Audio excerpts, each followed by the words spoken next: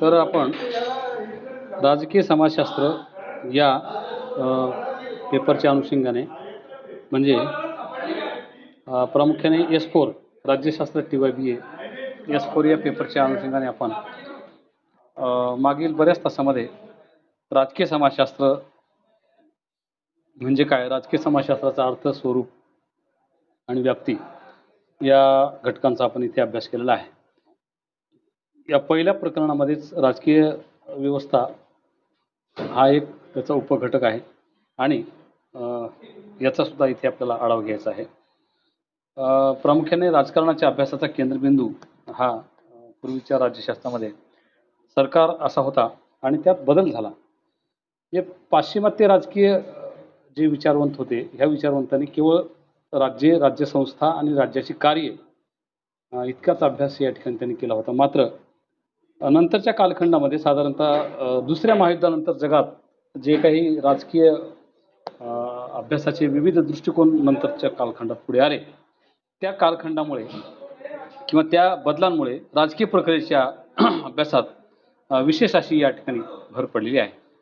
त्याचप्रमाणे राजकीय व्यवस्थेचा अभ्यास करताना आता विविध राजकीय संस्थांवर जोर या ठिकाणी न देता प्रामुख्याने त्या राजकीय संस्थांची जी काही भूमिका आहे ती भूमिका सुद्धा आपण या ठिकाणी लक्षात घ्यायला सुरुवात झाली.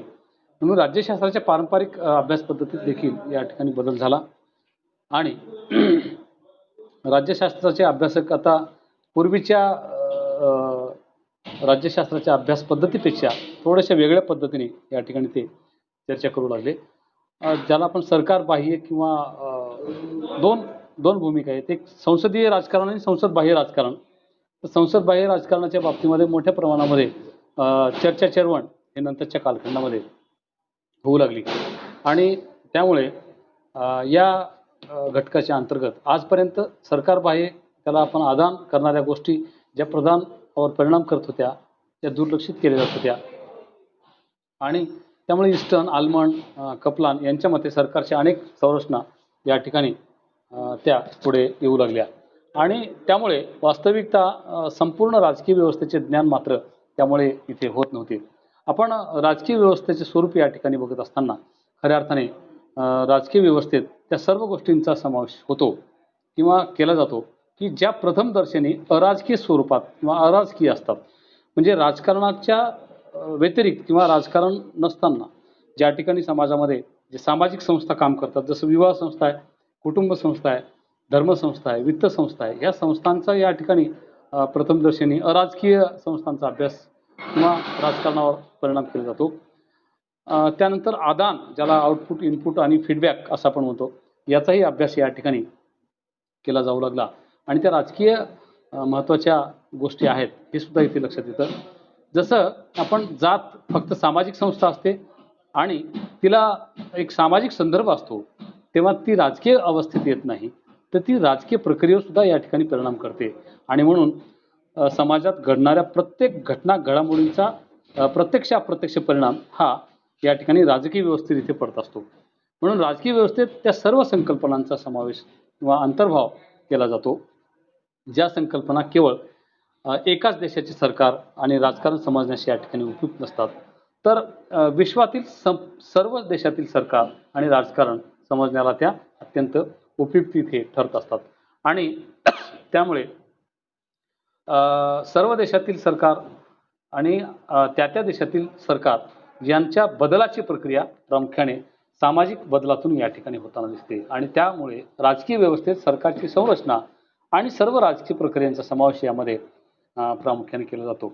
म्हणून राजकीय व्यवस्था म्हणजे ती संरचना आहे, ते स्ट्रक्चर आहे की जी समाजाची विशिष्ट कामे सातत्याने ती पार पाडण्याची भूमिका किंवा ते पार पाडत असतात आणि त्यामुळे बीर आणि अल्मा या विचारवंताचं असं म्हणणं आहे की अधिक स्पष्ट शब्दामध्ये की अधिमान्य धोरणात्मक निर्णयाचे काम ती रचना या ठिकाणी करत असते.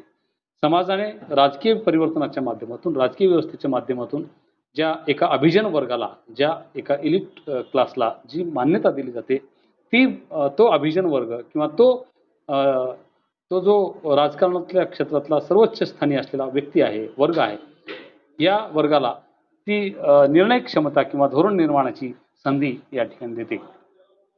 त्याचबरोबर राजकीय व्यवस्था ही संकल्पना अधिक व्यापक या ठिकाणी झालेली आहे. कारण या संकल्पनेमध्ये प्रामुख्याने त्या सर्व राजकीय कृतींचा ॲक्टिव्हिटीज ज्या आहेत त्या संपूर्ण राजकीय कृतींचा समावेश होतो, ज्या समाजात सातत्याने घडत असतात आणि त्या राजकीय कृती कुठे होतात, कोणत्या ठिकाणी होतात, त्याचबरोबर आणि त्याचा उद्देश काय आहे हे सुद्धा या ठिकाणी स्पष्ट केलं जातं किंवा ते होत असतं.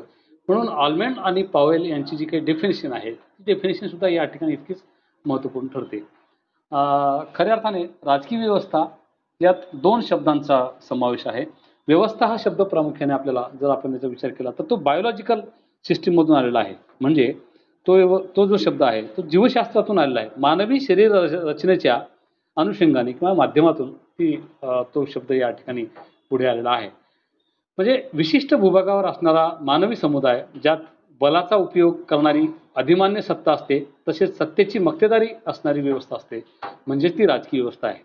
म्हणजे आपण जर विचार केला की पारंपरिक राजकीय किंवा राज्यशास्त्राचा की म्हणजे बळीतोप कानपिळी किंवा जो श्रेष्ठ आहे, जो बलवान आहे, जो ताकदवान आहे, तो समाजावर सातत्याने सत्ता गाजवत असतो आणि त्याचा जो परिणाम आहे, त्याचा परिणाम नंतरच्या कालखंडामध्ये त्याचं रूपांतर हे राजकीय व्यवस्थेमध्ये या ठिकाणी होत असते आणि त्यामुळे सत्तेची मक्तेदारी असणारी व्यवस्था म्हणजे राजकीय व्यवस्था आहे. ज्याला पॉलिटिकल पॉवर आहे असं म्हणतो. ही पॉलिटिकल पॉवर कोणत्या माध्यमातून मिळते? लोकांच्या मान्यतेच्या माध्यमातून पॉलिटिकल पॉवरची या ठिकाणी निर्मिती होत असते आणि ही निर्मिती खऱ्या अर्थाने स्पष्ट करत असताना, अधिक स्पष्ट शब्दात सांगत असताना, व्यापक अर्थाने सांगत असताना वेबर नावाचा विचारवंत झाला. त्याने काय म्हटलेलं आहे बघा, तर इतर संस्था जसं आपण कुटुंब आहे, शाळा आहे, वित्त आहे, धर्म आहे, ह्या शिक्षा देण्यासाठी तितक्याच या बळाचा उपयोग करू शकतात, ज्यास राज्याने परवानगी दिलेली आहे. म्हणजे एका टोकाची शिक्षा देण्याचा अधिकार ज्या संस्थेचा असतो, तीच फक्त राजकीय व्यवस्था आहे. म्हणजे त्या राजकीय व्यवस्थेकडे इतके पॉवर आहेत. ती राजकीय व्यवस्था खऱ्या अर्थाने त्या समाजातील काही व्यक्तींना टोकाची शिक्षा देण्याची भूमिका या ठिकाणी ती बजावत असते. आणि म्हणून आधुनिक राजकीय समाजशास्त्रात किंवा राजकीय मानसशास्त्रज्ञांनी राजकीय या शब्दाला आणखी काही अर्थ या ठिकाणी दिलेले आहेत. डेव्हिड इस्टन नावाचा एक अमेरिकन विचारवंत आहे. डेव्हिड इस्टनचं काय मत आहे? राजकीय व्यवस्थेजवळ या ठिकाणी मोठ्या प्रमाणात अधिकार असतात. त्यामुळे तिची ध्येय धोरणे समाजावर बंधनकारक असतात. कारण त्या राजकीय व्यवस्थेची निर्मिती ही समाजाने केलेली असते आणि म्हणून समाजासाठी ज्या व्यवस्थेची धोरणे बंधनकारक असतात त्याला आपण राजकीय व्यवस्था असं या ठिकाणी म्हटलेलं आहे. एकूणच राजकीय व्यवस्थेजवळ प्रयोग करण्याचा अधिकार आहे, त्याला अधिमान्यता आहे, टोकाची शिक्षा करण्याचा अधिकार आहे, बलप्रयोगाची मक्तेदारी असते आणि म्हणून तिची जी धोरणे आहेत, जी पॉलिसीज आहेत, ह्या सर्व त्या समाजावर बंधनकारक असतात आणि त्यामुळे राजकीय व्यवस्था या संकल्पनेची पूर्तता करण्यासाठी काही गोष्टी किंवा काही घटक जे आहेत ते समजून घेणं गरजेचं आहे. यामध्ये व्यवस्थेत निश्चित घटकांचा संच असतो. कुठल्याही व्यवस्थेत आता सामाजिक व्यवस्था आहे, राजकीय व्यवस्था आहे, आर्थिक व्यवस्था आहे, सांस्कृतिक व्यवस्था आहे. या संपूर्ण व्यवस्थेमध्ये एक निश्चित अशा प्रकारचा विविध घटकांचा संच आहे आणि त्या संपूर्ण संचाला मिळून ती एक सिस्टीम या ठिकाणी तयार होते. त्याचप्रमाणे काही घटकांचा इतर घटकांशी निश्चित संबंध असतो, ज्याला आपण आंतरविद्याशाखीय दृष्टिकोनाचा सुद्धा समावेश यामध्ये करू शकतो. म्हणजे व्यक्तीच्या किंवा समाजाच्या देवाणघेवाणीतून समाजाच्या गरजांची परिपूर्तता या ठिकाणी होत असते आणि त्यामुळे घटकांची कामे हे निश्चित असतात. आपण जर बघितलं की भारतीय समाज रचनेचा जर आपण अभ्यास केला तर भारतीय समाज रचनेमध्ये प्रामुख्याने विविध जाती वर्ग आहेत आणि त्या जाती आणि वर्गांची प्रत्येकाची वेगवेगळी भूमिका आहे आणि त्यामुळे ते एकमेकावर तितकेच डिपेंडेड आहेत, तितकेच ते त्यांच्यावरती परिणाम करत असतात. म्हणून आल्मंडच्या मते सुद्धा व्यवस्थेतील घटकांमध्ये परस्परावलंबन असते आणि त्यामुळे या राजकीय व्यवस्थेला काही सीमा आहेत, मर्यादा आहेत आणि यामुळे या राजकीय व्यवस्थेतील घटक पक्ष, सरकार, मतदार यापैकी कोणत्याही घटकात बदल झाला की राजकीय घटकामध्ये मात्र या ठिकाणी बदल होतो. जसं आपण बघतो भारतामध्ये लोकशाही संसदीय शासन प्रणालीमध्ये दर 5 वर्षांनी समाजामध्ये बदल होतात, राजकीय व्यवस्थेमध्ये बदल होतात आणि हे बदल संवैधानिक पद्धतीने या ठिकाणी घडून आणले जातात आणि म्हणून त्याला त्या राजकीय व्यवस्थेचा एक अविभाज्य घटक किंवा अविभाज्य भाग म्हणून त्याच्याकडे या ठिकाणी आपण बघतो. खऱ्या अर्थाने राजकीय व्यवस्थेतील या दोन शब्दांचा आपण जो अंतर्भाव आहे, जो विषय प्रवेश आहे, तो या ठिकाणी बघितल्याच्या नंतर धोरणात्मक निर्णयाचा उद्देश निश्चित असतो, कार्यक्रम जाहीर करणारा असतो, मोगम किंवा सर्वसाधारण देखील या ठिकाणी असू शकतो आणि त्याची स्वीकृती समाज स्वखुशीने या ठिकाणी सातत्याने करत असतो. कोलमन नावाचा एक विचारवंत आहे. कोलमननी त्याची व्याप्ती या ठिकाणी स्पष्ट केली आहे. बघा ते काय म्हणतात की राजकीय व्यवस्था ही समाज व्यवस्थेची उपव्यवस्था आहे. राजकीय व्यवस्था ही समाज व्यवस्थेची उपव्यवस्था आहे, कारण ती समाजाची उद्दिष्टे निश्चित करत असते. जी समाजामध्ये जी उद्दिष्ट आहेत, आता समाजाची काय उद्दिष्ट आहेत, त्या समाजाला योग्य अशा प्रकारच्या सांस्कृतिक देवाणघेवाणीमध्ये जी देवाणघेवाण करावी लागते, तर ती देवाणघेवाण करण्याची उद्दिष्टे त्या समाजाची आहेत. त्या समाजाच्या सामाजिकरणाची सुद्धा प्रक्रिया त्या समाजाला या ठिकाणी पार पाडावी लागते. नवीन नेतृत्वाचा जन्म सुद्धा तो समाज या ठिकाणी म्हणजे त्या माध्यमातून त्याचा जन्म या ठिकाणी होतो आणि त्याच्या अंमलबजावणीसाठी व्यक्तीला अंमलबजावणीसाठी ध्येय धोरणांची या ठिकाणी निश्चिती करावी लागते. रॉबर्ट डॉल नावाचा एक विचारवंत आहे. त्यांनी काय म्हटलं बघा, राजकीय व्यवस्था म्हणजे त्यात प्रामुख्याने नियंत्रण आहे, प्रभाव आहे, सत्ता, अधिकार हे घटक या ठिकाणी अंतर्भूत असतात आणि त्यामुळे अशी कायमस्वरूपाची मानवी संबंधाची मांडणी या ठिकाणी राजकीय व्यवस्थेमध्ये केलेली असते किंवा ती करावी लागते आणि त्यामुळे समाजातील ज्या क्रियाकल्पनांचा किंवा जे क्रियाकलाप आहेत, त्या क्रियाकलापांचा परिणाम राजकीय निर्णयावर या ठिकाणी होत असतो. म्हणून कोणतीही समाजव्यवस्था या ठिकाणी निश्चित होत असताना किंवा आपण त्याचा अभ्यास करत असताना त्या समाजामध्ये काही क्रियाकलाप या ठिकाणी घडून येतात व जसं कुठल्याही कार्यकारण भावाशिवाय समाजामध्ये कोणती कृती या ठिकाणी ती घडू शकत नाही. म्हणून हा एक महत्त्वाचा मुद्दा इथे आपल्याला बघायला मिळतो. आपण आता राजकीय व्यवस्थेची जी वैशिष्ट्ये आहेत ती या ठिकाणी बघूया. बघा, राजकीय व्यवस्था या घटकाचा आपण अभ्यास करत असताना आपल्याला जवळजवळ काही निष्कर्षापर्यंत या ठिकाणी यावं लागतं. ते म्हणजे प्रत्येक राजकीय व्यवस्था ही त्या देशाची भौगोलिक, सामाजिक, सांस्कृतिक, ऐतिहासिक गोष्टींनी या ठिकाणी प्रभावित झाली असते. जसं आपण जर विचार केला तर इंग्लंडच्या राजकीय व्यवस्थेचं वैशिष्ट्य जर बघितलं तर इंग्लंडच्या राजकीय व्यवस्थेचं वैशिष्ट्य हे आहे की इंग्लंड हे संसदीय शासन प्रणालीचा उगम आहे. इंग्लंड कारण तिथे लोकशाही शासन प्रणालीप्रमाणे संसदीय शासन प्रणालीचा तितकाच विकास झाला, किंबहुना संसदीय शासन पद्धती ही त्यांनी जगाला देणगी दिली आहे आणि त्यामुळे त्याचा प्रभाव या ठिकाणी समाजावर पडतो.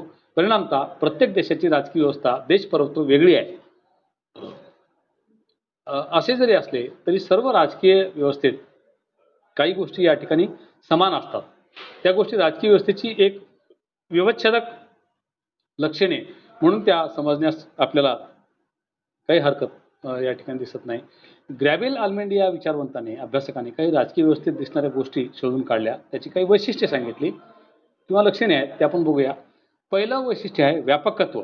ज्याला आपण राजकीय व्यवस्था ही अत्यंत व्यापक आहे. तिचं जे कार्यक्षेत्र आहे ते फार मोठं आहे, तिचा व्याप फार मोठा आहे आणि त्यामुळे राजकीय व्यवस्थेत त्या सर्व क्रियाप्रतिक्रियांचा समावेश होतो ज्या दमन करणाऱ्या शक्तीवर किंवा तिच्या वापरावर या ठिकाणी काय करत असत्या, त्या परिणाम करत असतात. म्हणून आल्मंड हे केवळ घटना निर्मिती रचनेला किंवा कायदा निर्मिती राजकीय संस्थांना या ठिकाणी महत्त्व देत नाही, तर संसद, कॅबिनेट, न्यायालय, राजकीय पक्ष, दबावगट, संसूचनाची साधने ज्याला रेडिओ, टीव्ही, वर्तमानपत्र, त्याचबरोबर इंटरनेट, अलीकडच्या कालखंडामध्ये आलेली सोशल मीडियाची माध्यमं, तर याचाही या ठिकाणी इथे आपल्याला परिणाम बघायला मिळतो. आणि म्हणून ज्या रचना अप्रत्यक्षरित्या राजकारणावर परिणाम करत असतात, उदाहरणार्थ रक्तसंबंध आहे, वंश आहे, जात आहे, धर्म आहे, सांस्कृतिक संघटना आहेत, दंगली आहेत, मोर्चे आहेत, या सगळ्या सगळे जे घटक आहेत हे राजकीय व्यवस्थेवर परिणाम करतात. म्हणून अराजकीय संरचना जेव्हा काही कारणामुळे राजकीय होतात तेव्हा त्या अधिमान्य सत्तेवर परिणाम या ठिकाणी करत असतात आणि त्यामुळे हा एक महत्त्वपूर्ण घटक आहे ज्याचे वैशिष्ट्य आहे. दुसरं वैशिष्ट्य आहे परस्परावलंबन आहे. त्याला इंटरडिपेंडन्स असं म्हणतो आपण, की राजकीय व्यवस्थेत जे घटक असतात त्यांच्यात परस्परावलंबन असतं. या ठिकाणी एकमेकावर ते अवलंबून आहेत. एका घटकात बदल झाला की इतर घटकामध्ये सुद्धा बदल होण्यास या ठिकाणी सुरुवात होते.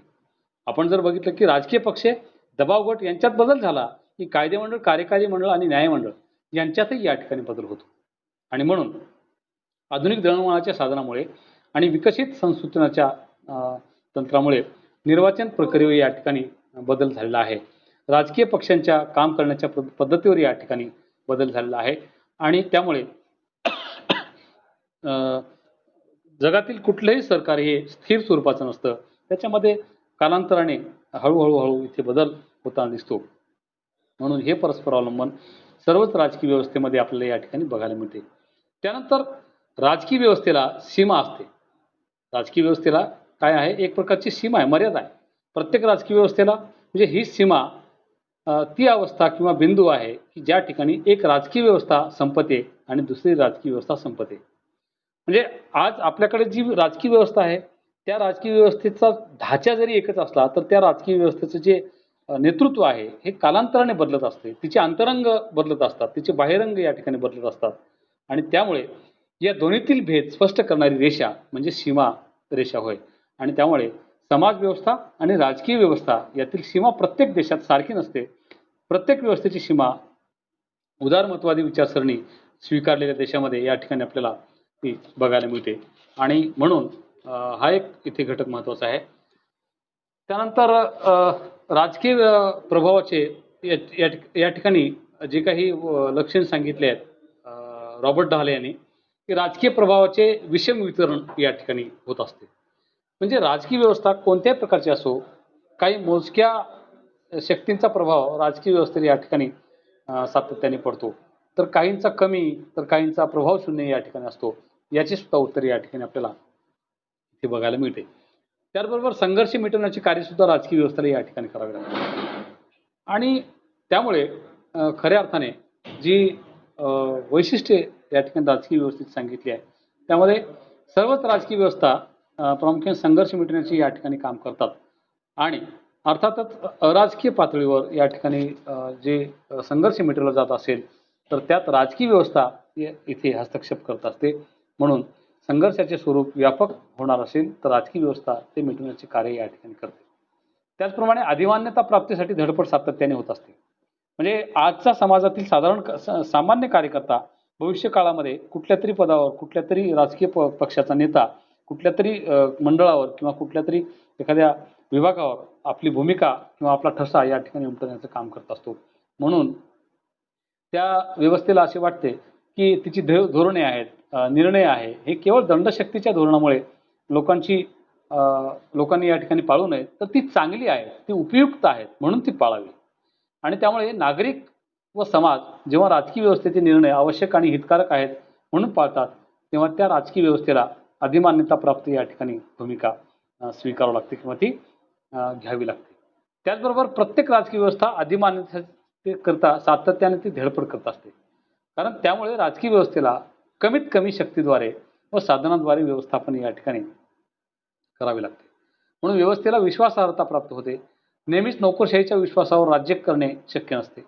म्हणून त्याकरता सुद्धा ही भूमिका अधिमान्यतेसाठी सातत्याने धडपड करण्याची प्रक्रिया राजकीय व्यवस्थेमध्ये इथे आपल्याला बघायला मिळते. त्याचप्रमाणे विचारसरणी स्वीकारणे. बघा सर्वच राजकीय व्यवस्था विशिष्ट विचाराच्या संचास किंवा समूहास आपण विचारसरणी स्वीकारण्याची भूमिका स्पष्ट करत असतो. त्यामुळे म्हणून कृतीचे समर्थन करता येणे, त्याचबरोबर तो विचार प्रत्यक्षात अंमलात आणणे आणि त्या विचारसरणीद्वारे व्यवस्थेला अधिमान्यता या ठिकाणी प्राप्त करून देणे हे सुद्धा कार्य इथे या राजकीय व्यवस्थेला प्रामुख्याने करावं लागतं. आणि त्या भूमिकेतून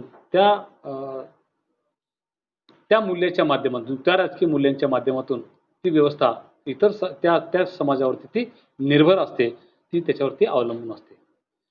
आपण आत्ताच बघितल्याप्रमाणे खऱ्या अर्थाने परस्पर प्रभाव या ठिकाणी असतो राजकीय व्यवस्थेचा.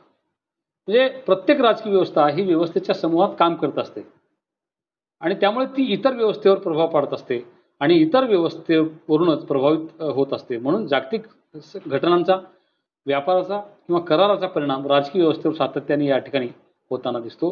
म्हणून दळणवळणाची आजची गती, तंत्रज्ञानाचा झालेला विकास लक्षात घेता आता राजकीय व्यवस्थेचा विचार स्वतंत्रपणे नव्हे तर राजकीय व्यवस्थेच्या समूहाला किंवा समूहाच्या संदर्भात त्यांना या ठिकाणी अभ्यास किंवा विचार इथे करावा लागतो. आणि त्यामुळे परिवर्तनशीलता सुद्धा हे तिचं सुद्धा एक महत्त्वपूर्ण असं वैशिष्ट्य इथे आपल्याला बघायला मिळतं. खऱ्या अर्थाने सर्व राजकीय व्यवस्था परिवर्तनशील असतात. राजकीय व्यवस्था गतिशील नसतात. परिणामतः 100 वर्षापूर्वी अस्तित्वात असलेल्या राजकीय व्यवस्था आज या ठिकाणी दिसत नाहीत. तर अशा पद्धतीची त्यांनी काही वैशिष्ट्य सांगितली. तर खऱ्या अर्थाने राजकीय व्यवस्थेची जी प्रमुख वैशिष्ट्ये होती, ही वैशिष्ट्ये देखील सर्व राजकीय व्यवस्थेमध्ये आपल्याला या ठिकाणी सापडतात. ज्यामध्ये राजकीय व्यवस्थेचे जागतिक स्वरूप आहे. युनिव्हर्सल किंवा युनिव्हर्सॅलिटी ऑफ पॉलिटिकल सिस्टीम. राजकीय व्यवस्था कोणत्याही प्रकारची असो, राजकीय प्राथमिक अवस्थेतील असो किंवा आधुनिक अवस्थेतील असो, ही विकसित असो किंवा विकसनशील असो, तिला राजकीय संरचना या ठिकाणी स्वीकारावी लागते आणि या रचनेत मान्यताप्राप्त आंतरक्रिया या ठिकाणी होत असतात, ज्याद्वारे राजकीय व्यवस्था अंतर्बाह्य आणि अंतर्गत आणि बाह्य कायदा आणि सुव्यवस्था यांची टिकवण्याचे काम करत असते. आपण बघितल्याप्रमाणे राजकीय संरचनेची सार्वत्रिकता आहे. म्हणजे प्रामुख्याने सर्वच राजकीय व्यवस्थेत अशा काही राजकीय संरचना असतात, ज्या एकाच प्रकारची कार्य करत असतात. अर्थात काही कार्य ही सातत्याने करावी लागतात. त्याची गती ही वेगवेगळी असते आणि त्यामुळे समाजात संघटनेचे आविष्करणाचे कार्य सर्व राजकीय व्यवस्था करत असतात. राजकीय व्यवस्थेत असणारी राजकीय संरचना कोणतीही असो, तिचे कार्य जवळजवळ सारखेच असते. त्याचप्रमाणे संरचना अनेकात्मक कार्य करणारी असते. बघा, ही जी कार्य आहेत, तर सर्व राजकीय व्यवस्थेत जी कार्य संरचना असते किंवा एक नव्हे तर अनेक कार्य या व्यवस्थेला या ठिकाणी करावी लागतात. जसं आपण बघतो कार्यकारी मंडळ, कायदे मंडळ, न्यायमंडळ यांची अंमलबजावणी करण्याची कार्य किंवा त्याचा अर्थ लावण्याची कार्य, हे सगळे कार्य प्रत्येक मंडळाला त्या त्या ठिकाणी इथे बजावावे लागते आणि त्यामुळे राजकीय व्यवस्थेच्या कार्याचे 7 विभागामध्ये या ठिकाणी वर्णन केलेले आहे. त्यामध्ये शिफारस करणे, बौद्धिक आहे, निदान आहे, नूतनीकरण आहे, आविष्कार आहे, मूल्यमापन आहे आणि चौकटीत राहून काम करणे आहे. म्हणून आलमंडने हे वर्गीकरण आदान-प्रदान या वर्गीकरणामध्ये केलेलं आहे, ज्याला इनपुट आणि आउटपुट असं म्हटलेलं आहे. त्याचबरोबर राजकीय सामाजिकरणाचा, राजकीय भरतीचा, मागण्यांच्या आविष्काराचा समावेश यामध्ये प्रामुख्याने केला जात असतो. म्हणून राजकीय संरचनांची विविध कार्यात्मकता हे सुद्धा एक त्याचं एक महत्त्वपूर्ण वैशिष्ट्य इथे बघायला मिळते. म्हणजे अनेक देशामध्ये विशिष्ट कार्य करण्यासाठी विशिष्ट संरचना निर्माण या ठिकाणी केलेल्या आहेत. त्यामध्ये प्रामुख्याने पाश्चात्य देशात विशेषीकरणाला या ठिकाणी महत्त्व आहे. म्हणजे स्पेशलायझेशन जे आहे तर त्याला एक विशिष्ट असं महत्त्व आहे आणि त्यामुळे हे असे कार्य करण्यासाठी निर्माण केलेल्या राजकीय संरचनेला त्या व्यतिरिक्त देखील कार्य करावे लागतात. उदाहरणार्थ न्यायालय फक्त कायद्याचाच अर्थ लावत नाहीत, तर कायदे देखील कार्य करतात. कायदे देखील या ठिकाणी त्यांना करावे लागते. नोकरशाही ही सुद्धा धोरणांची अंमलबजावणी करताना प्रदत्त विधिनियमाच्या अधिकाराद्वारे कायदे करतात. कायदे मंडळ प्रशासनास प्रभावित करत असते. म्हणून राजकीय पक्ष व दबाव गट कायदे निर्मितीची प्रक्रिया या ठिकाणी सुरू करत असतात आणि त्यामुळे राजकीय पक्ष लोकसभाच्या माध्यमातून शासनाच्या सर्व अंगांना राजकीय व्यवस्थेमध्ये एका विशिष्ट या ठिकाणी त्यांना कार्य पार पाडावी लागतात. तर अशा प्रकारची काही जी वैशिष्ट्ये आहेत या ठिकाणी ती आपण बघितली. काही मुद्द्यांचा आपण या ठिकाणी पुनर्चर्चा या ठिकाणी करूया. मी स्क्रीन शेअर करतोय, बघा.